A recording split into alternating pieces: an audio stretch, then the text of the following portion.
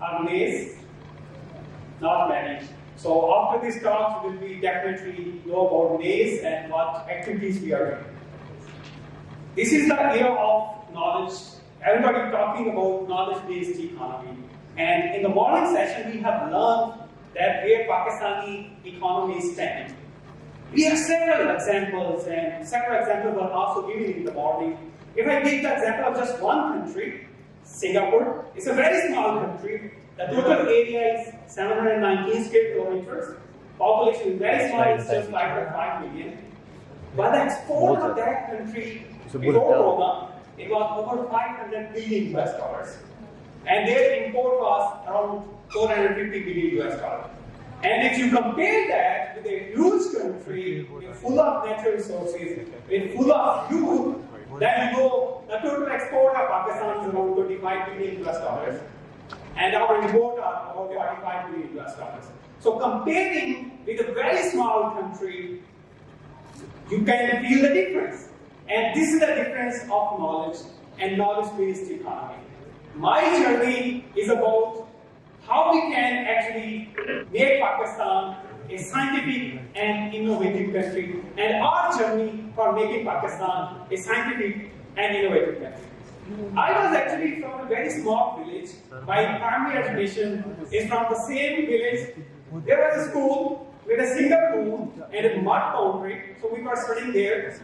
And during the rain or in storm, we were very happy because only one class could fit in that small room, and for the rest of the classes they could have a leave. So we were happy that we have a single room and only one class and teacher can accommodate here. After this, I moved to nearby city school, so I learned the English like ABC for the first time in the 6th grade, and I was in like from 6th to 10th class, I studied there. After that, for my FSC, I went to a nearby city. So that was like about, I had to travel each day for 6 hours, like 3 hours going there and 3 hours going back to my village. After that, I went to university. That was opening up a new life.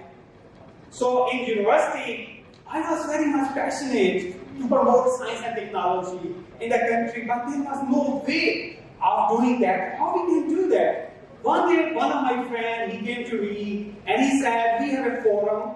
It's called Sci Forum Pakistan. So this is a forum for life scientists. Why not you should join it, because you are very much passionate and doing a lot of activities about science promotion in the university. So I joined that forum back in 2004, and in 2006 I became the president of that Sci Forum Pakistan. So that was actually a start that how I can contribute in the society, how I can contribute for the promotion of science and technology in Pakistan. The title I received after my BS honors, so there was a farewell party, and the title they gave to me was "मैं छोटा सा बच्चा हूँ, पर काम करूँगा बड़े बड़े." So that was the motivation for me that I do a big thing. After that, I started my MPhil PhD program in the same university. But in 2008, I got opportunity for moving from my university to United States because they wanted me to learn some advanced skills in the area of making the proteins and stem cell biology.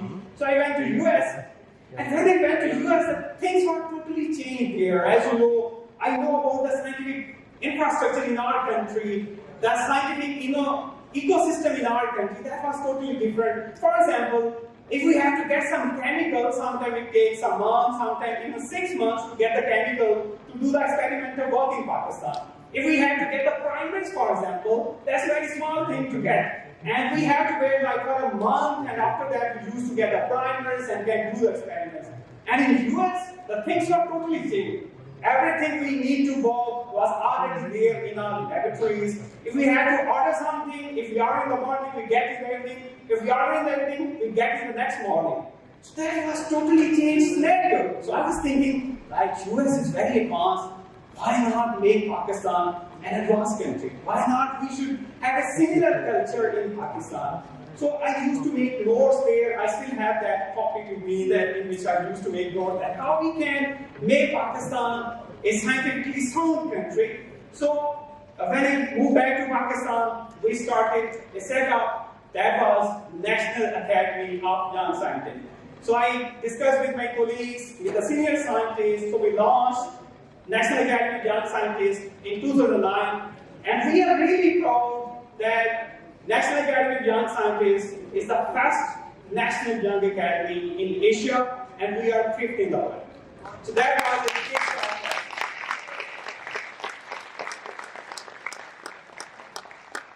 So that was the start, how we can make Pakistan scientific and innovative country. So we started with several projects. These are the list of the projects that we were doing, that how we can engage the young scientists. And our criteria was also very different. You know, for each organization, there is a 20-60-20 rule. So 20% people, they are very active.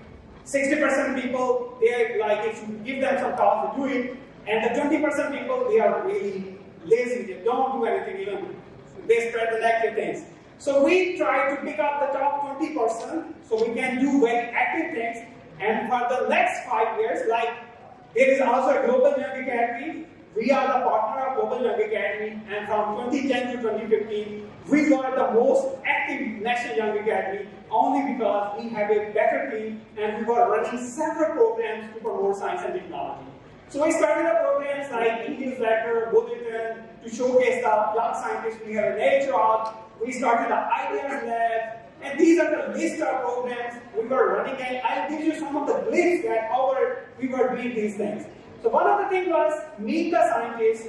We used to get a senior scientist to the university to talk his story of life, that how he has done publications, how has he impacted the science, so we can motivate the young scientists to do similar kind of work. So this was one of the projects. So another thing we have focused was the skill development of our young researchers. So we have a lot of focus at how we can have more skills in our young scientists. One of the things that I have learned, like I traveled to over 30 countries as a representative from Pakistan. I'm lucky to be a member of World Economic Forum, World Science Forum as a scientist. So in all those forums, what we used to do, they actually gather the people from different disciplines like doctors, scientists, physicists, economists. They were sitting together and they developed the innovative idea. And this is the culture that we lack in Pakistan. So what we started that we should engage our youngsters, we should bring them together, and they should discuss our problems so we can bring out the solutions. So this is one of the things that we started, and that really helped. Another program we started with Pakistan Science Foundation was Young Researchers Skill Development, and we started a series of workshops in our universities. So the workshops were like on article writing, project writing, CV writing, how you can apply for foreign scholarships, kind of these projects. So we started a series of these workshops, and each workshop, more than 500 youngsters, the young scientists, they attended these workshops, and it was a huge success for those. Another important thing was how we can engage all the science societies. You know, there must be a science society in Bahria University, there was a science society in NUS, so in each university there are science societies. What we used to do, we bring on those societies so we can learn from best practices that they are doing, and also they can work collaboratively to promote science and technology.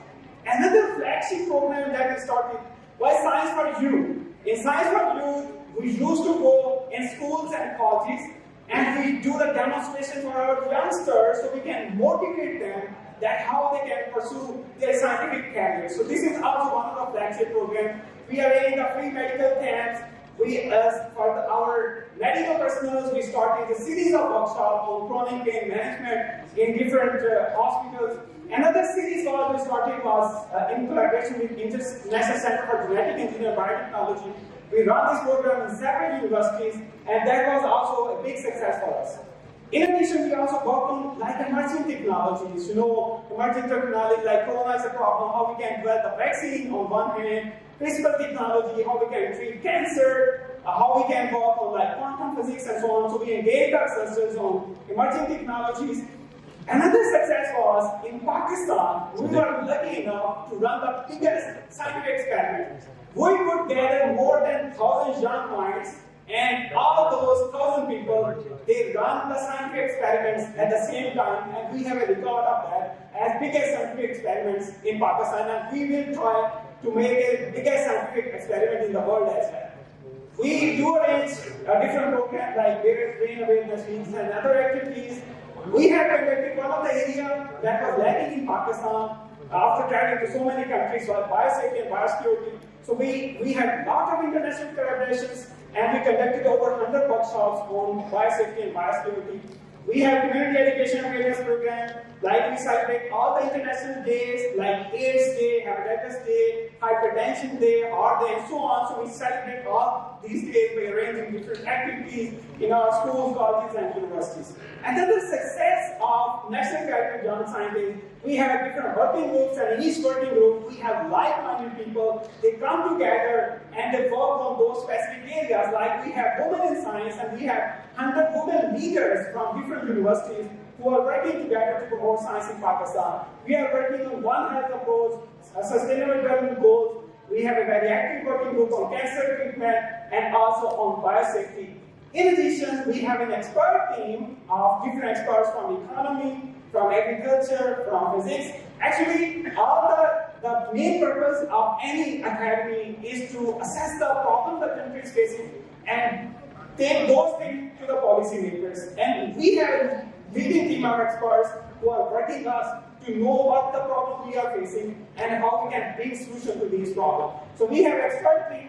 Our initial focus from 2010 to 2020 was scientific networking. And this is also advice for all of you that 70% of your future success in your job or in your business is based on your scientific, is based on your network. So it's very important to have a good network. Your network is your network. So try to build good networks, and this is we have built so far, and we are connecting to more than 50,000 young researchers of Pakistan, those who are working in Pakistan and also in so many other countries. Our focus for 2020 to 2030 is innovation and entrepreneurship, and this is the area we are mainly focusing now. We have conducted a series of workshops for the faculty, for the students, and we are running the courses now in different universities that how we can promote innovation and entrepreneurship.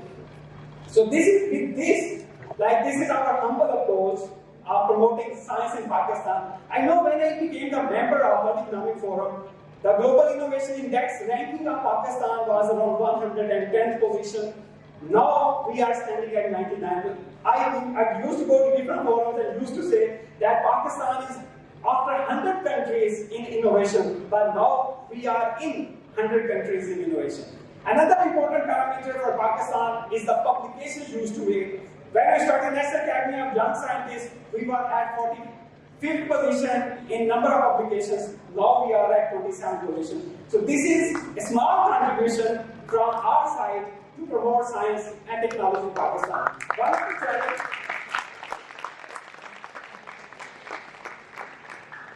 One of the challenges that we are spending just 0.2% of our budget on research and development. We have to put lot more on research and development and on education. And this is how we can make Pakistan to the next level. And by these programs and many other programs, definitely we can make Pakistan a scientific country with a scientific culture and an innovative country with an innovation ecosystem. Pakistan,